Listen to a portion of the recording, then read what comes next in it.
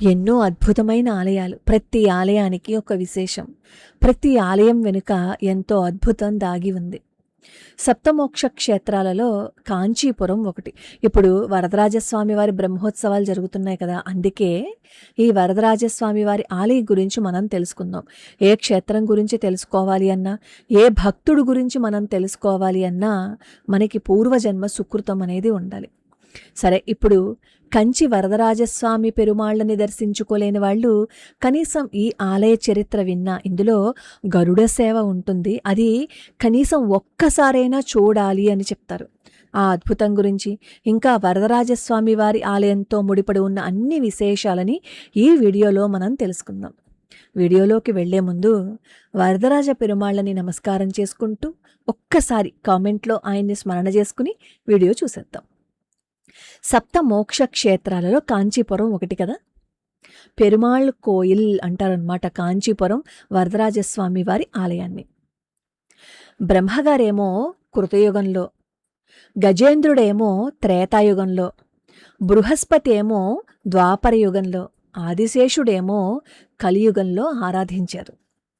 అంటే నిత్య కైంకర్యాలతో స్వామివారి ఆరాధన విశేషంగా జరిగింది. ఎప్పుడూ ఎక్కడ ఏ ఆటంకము లేకుండా యుగాల నుంచి. దీనికి సంబంధించి పురాణ గాథ ఒకటి ఉంది. బ్రహ్మగారు ఒకసారి శ్రీ మహావిష్ణువును దర్శించాలని తపస్సు చేస్తారు.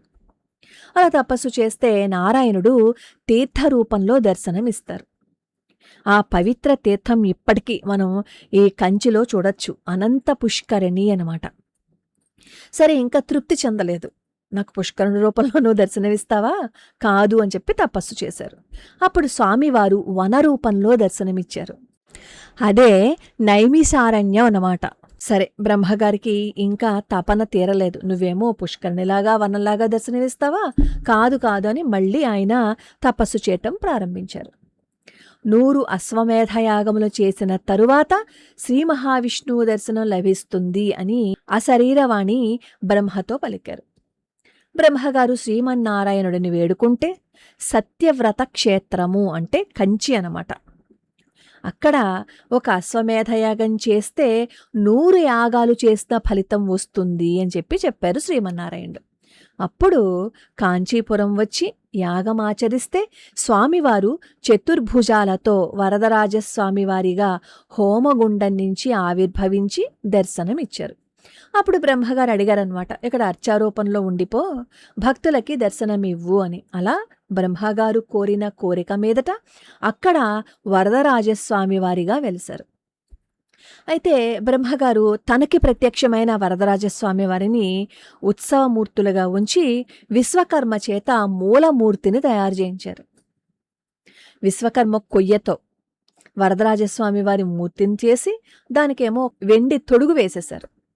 ఆ మూర్తి చిరకాలం ఆరాధనలో ఉంటే ఏమవుతుందో అని బ్రహ్మగారు ఏం చేశారు, ఆ విగ్రహాన్ని అక్కడ అనంత పుష్కరిణి ఉంది కదా, ఆ అనంత పుష్కరిణిలో దాచి శిలతో మరో విగ్రహాన్ని చేయించి హస్తగిరిపై ప్రతిష్ఠించారనమాట. ఆ విగ్రహాన్నే ఇప్పుడు మనందరం దర్శించుకుంటున్నాము. అనంత సరస్సులో ఉంది కదా విగ్రహము. 40 సంవత్సరాలకి ఒకసారి ఆ మూర్తిని పైకి తీసి వసంత మంటపంలో భక్తులందరూ దర్శించుకోవటం కోసం వీలుగా ఉంచుతారనమాట. చూడండి, నీళ్లలో అన్ని సంవత్సరాల పాటు ఉన్నా ఏమాత్రము చెక్కు చెదరకుండా, అసలు నీళ్లలో ఒక చెక్క ఏదైనా ఉంటే ఏమవుతుంది, పుచ్చిపోతుంది కదా, కానీ ఏమాత్రము చెక్కు చెదరకుండా ఉంటుంది ఆ విగ్రహం. 40 రోజులు గడిచిన తర్వాత తిరిగి పుష్కరిణిలో ఉంచేస్తారు ఆ స్వామివారిని. ఇక్కడ విష్ణు కంచి ఉంది కదా, బల్లుళ్ళు ముట్టుకుంటే ఏ దోషాలు ఉండవు అని దాని గురించి ఒక కథ చెప్తారు. అయోధ్యాధిపతి అయిన అసమంజసుడి దగ్గరికి దూర్వాస మహాముని వస్తారు. అతడు భార్యతో కలిసి మహర్షిని సేవించారు. మహర్షికి ఇచ్చిన జలపాత్రలో ఒక బల్లి పడుందనమాట. అది చూసిన దూర్వాస మహాముని కోపంతో వాళ్ళిద్దరిని బల్లులు కమ్మని శపించి అక్కడి నుంచి వెళ్ళిపోయారట.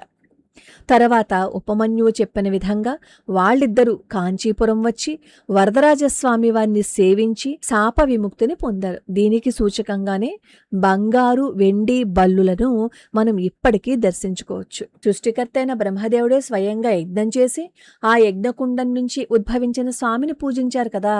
అంతటి శక్తి స్వరూపుడైన వరదరాజస్వామి వారిని మనస్ఫూర్తిగా నమ్మి నాకు ఈ కష్టం వచ్చింది అని వేడుకుంటే ఆపదల్లో ఉన్న భక్తుడిని కాపాడడానికి ఆయన క్షణం కూడా ఆలస్యం చేయడని పరమాచార్య స్వామి వారు చెప్పారు. అది నిజం. కంచిలో తిరుక్కచ్చి నంబి అనే భక్తులు ఉండేవారు. ఆయన భక్తికి మెచ్చి వరదరాజస్వామి వారు ప్రతిరోజు రాత్రిపూట ఆయనతో స్వయంగా మాట్లాడేవారు. అలసట తీర్చడానికి నంబి స్వామి వారికి విసనకరతో విసిరేవారట, ఈ స్వామివారికి అలసట వస్తోంది అని చెప్పి.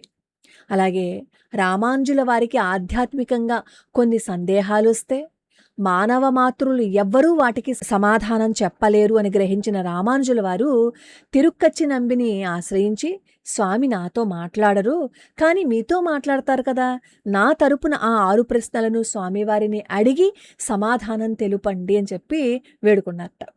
ఆ రాత్రి తిరుక్కచ్చి నంబి స్వామివారికి విసురుతుండగా వరదరాజస్వామి వారు నంబి, రామానుజుడు నిన్ను కొన్ని ప్రశ్నలు అడిగాడు కదా, వాటి సమాధానాలు విను అంటూ శ్రీ వైష్ణవ సిద్ధాంతానికి మూల స్తంభాల లాంటి 6 సత్యాలని స్వయంగా స్వామివారే చెప్పారనమాట. అలాగే రామానుజుల వారి ప్రధాన శిష్యుడు కోరత్తాళ్వన్నం రామానుజుల వారిని రక్షించడం కోసం త్యాగం చేసేస్తాడనమాట.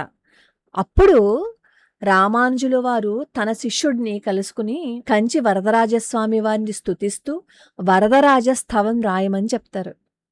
కోరత్తాళ్వాన్ భక్తితో ఆ స్తోత్రాన్ని చదువుతూ ఉండగా కంచి వరదరాజస్వామి వారు కరుణించి ఆయనకి తిరిగి కంటి చూపును ప్రసాదిస్తారు. అయితే కోరత్తాళ్వాన్ భగవంతుణ్ణి అంటారు, స్వామి నాకు లౌకిక ప్రపంచాన్ని చూసే కళ్ళొద్దు, నిన్ను అలాగే నా గురువు రామానుజాచార్యులను మాత్రమే చూసే దివ్య దృష్టిని ఇవ్వు అని కోరితే స్వామివారు అనుగ్రహించారనమాట. అలాగే గరుడ సేవ అంటే కాంచీపురంలో ప్రసిద్ధి. అందుకే కంచి గరుడ సేవ అనే తెలుగు నానుడు కూడా ఉంది. ఈ గరుడ సేవ వైభవాన్ని దర్శించాలే గాని చెప్పడానికి అసలు మాటలు లేవు. వృషభమాసంలో జరిగే బ్రహ్మోత్సవంలో 3వ రోజు ఉదయాన్నే జరిగే గరుడ సేవను దర్శించటం కోసం లక్షలాది మంది రాత్రి నుంచి అలా ఎదురు చూస్తూనే ఉంటారు. దీనికి సంబంధించి ఒక యథార్థ సంఘటన కూడా చెప్పాలి. బ్రిటిష్ వాళ్ళ కాలంలో రాబర్ట్ క్లైవ్ మన దేశానికి ఈస్ట్ ఇండియా కంపెనీ రావడానికి అతనే కారణం. ఆర్కాట్ నవాబులతో యుద్ధం చేయడానికి అక్కడికి వచ్చినప్పుడు ఈ రాబర్ట్ క్లైవ్కి డయేరియా వస్తుందన్నమాట. సొమ్మసిల్లి పడిపోతాడు. అప్పుడు అక్కడ ఉన్నవాళ్ళు చెప్తారు, వరదరాజస్వామి వారిని కోరుకో, వరదరాజస్వామి వారికి మొక్కుకుంటే నీ ప్రాణాలు నిలబడతాయి అని. మనసులో కోరుకోవాలని లేకపోయినా తన ప్రాణాలు నిలబడడం కోసం కంచి వరదరాజస్వామి వారిని స్మరిస్తాడు. అంతే, అతనికి వచ్చిన అనారోగ్యం పోతుంది. అప్పుడు ఆర్కాటు నవాబులతో యుద్ధం చేసినప్పుడు ఈ రాబర్ట్ క్లైవ్ గెలిస్తే ఈ పచ్చల హారం ఉంటుందన్నమాట. ఆ పచ్చల హారాన్ని వరదరాజస్వామి వారికి బహుకరిస్తారు. ఇప్పటికీ బ్రహ్మోత్సవాలలోనూ విజయదశమి రోజు జరిగే బ్రహ్మోత్సవాలలోనూ కంచి వరదరాజస్వామి వారికి ఈ హారాన్ని అలంకరిస్తారు. అలాగే ఈ గరుడ సేవని ఒకసారి రాబర్ట్ క్లైవ్ చూస్తాడు. స్వామివారికి చెమట పడుతుంది. అప్పుడు కించపరిచినట్టు మాట్లాడతాడనమాట. ఏంటి రాతికి చెమట పట్టిందా అని, వీళ్ళందరికీ అలవాటే కదా. అప్పుడు స్వామివారి మహిమ చూసి ఆనంద పరవశుడైపోయి అక్కడే స్వామివారికి నమస్కారం చేసేస్తాడనమాట. అలాగే తొండమండలంలోని దివ్యదేశమైన షోలింగర్, ఈ షోలింగర్లో దొడ్డాచార్యులు అనే వైష్ణవాచార్యులు ఉండేవారు. ప్రతి సంవత్సరం కంచిలో జరిగే గరుడ ఉత్సవాన్ని సేవించేవారు. కొన్నాళ్ళ తర్వాత వృద్ధాప్యం వచ్చేసింది. ఈ గరుడ సేవకి వెళ్ళలేక షోలింగర్లోనే ఉన్న తక్కుంకోళం అనే పుష్కరిణి వద్ద కంచికి అభిముఖంగా నిలిచి గరుడ సేవ కనబడుతుందని ఆశగా అటు చూసేవారట. భక్తులకి అన్ని వారాలని పుష్కలంగా ఇచ్చే వరదరాజస్వామి వారు తన భక్తుడు తన కోసం అలా ఎదురు చూస్తూ ఉంటే ప్రసన్నుడై తనకు పట్టిన గొడుగును పక్కకి తొలగించమని అర్చకులను ఆదేశించారట. ఆదేశించి అక్కడి నుంచే ఆచార్యుల వారికి దర్శనమిచ్చారట. ఇప్పటికీ ఉత్సవం జరుగుతున్నప్పుడు గోపుర ద్వారంలో గొడుగుని పక్కకి తొలగించటం మనం దర్శిస్తాం. భక్త సులభుడండి నారాయణుడు. పిలిస్తే పలుకుతాడు, పిలవకపోవటం మన తప్పు, స్మరించకపోవటం మన తప్పు. అలాగే ఆళ్వార్లలో పేయాళ్వారు, పూదత్తాళ్వారు, తిరుమలసే ఆళ్వారు, పొయ్యిగే ఆళ్వార్లు ఉన్నారు కదా. ఈ ఆళ్వార్లు కాంచీపురానికి 50 మైళ్ళ పరిధిలోనే జన్మించారు. ఈ ఆలయం 5 ప్రాకారాలుగా ఉంటుంది. అందులో మొదటి ప్రాకారానికి వెయ్యం మాళిగై అని పేరు. అంటే స్వామివారి భూలోక నివాసము అనమాట. ఇందులోనే స్వామివారి గర్భాలయం ఉంది. రెండో ప్రాకారంలో తిరుమాలై ప్రాకారం అనమాట. ఇది ప్రదక్షిణ ప్రాకారం. ఇక్కడే నరసింహస్వామి వారి ఆలయము, ధన్వంతరి ఆలయము, బ్రహ్మబావి మొదలైనవి ఉన్నాయి. మూడవది అళవందార్ ప్రాకారం. ఇక్కడే మడప్పల్లి పెరుందేవి తాయార్ సన్నిధి ఉంటుంది. ఇక నాలుగవది ఆళ్వార్ తిరువీధి. ఇక్కడే ఆళ్వార్లు, ఆచార్యుల సన్నిధులు ఉంటాయి. అనంత సరస్సు కూడా ఈ ప్రాకారంలోనే మనకి కనిపిస్తుంది. ఇంకా 5వ ప్రాకారం గోపురానికి బయటే ఉంటుంది. అది అందరికీ తెలిసిన విషయమే. అలాగే కంచిలో మనం చూడవలసింది కంచి కామాక్షి అమ్మవారు. అసలు కంచి అనగానే గుర్తొచ్చేది కామాక్షి అమ్మవారు. అతి శక్తివంతమైన శక్తిపీఠాలలో కంచి కామాక్షి అమ్మవారి శక్తిపీఠం కూడా ఒకటి. అలాగే ఏకాంబరేశ్వర స్వామి వారి ఆలయం.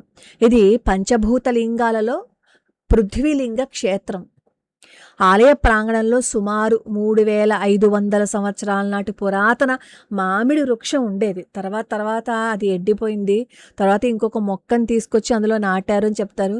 ఒకే చెట్టుకి 4 వైపులా 4 వేరువేరు రుచులు కలిగిన మామిడి పండ్లు కాసేవి. శ్రీ ఉలగళంద పెరుమాళ్ ఆలయం. శ్రీ మహావిష్ణువు వామనావతారంలో బలిచక్రవర్తిని అణచటానికి భూమి ఆకాశాలను కొలిచిన త్రివిక్రమ రూపం ఇక్కడ కొలువై ఉందన్నమాట.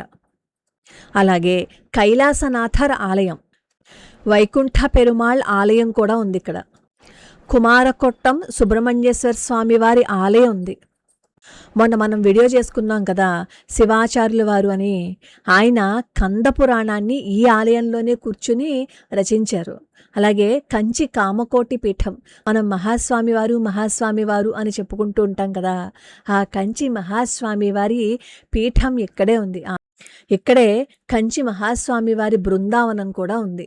కంచిలో అడుగు పెడితే ప్రతి రాయి వెనుక ఒక కథ ఉంటుంది. ఈసారి కంచిలో బ్రహ్మోత్సవాలు జరిగే సమయంలో, ఈ గరుడ సేవ సమయంలో ఒక్కసారైనా వెళ్ళిరండి.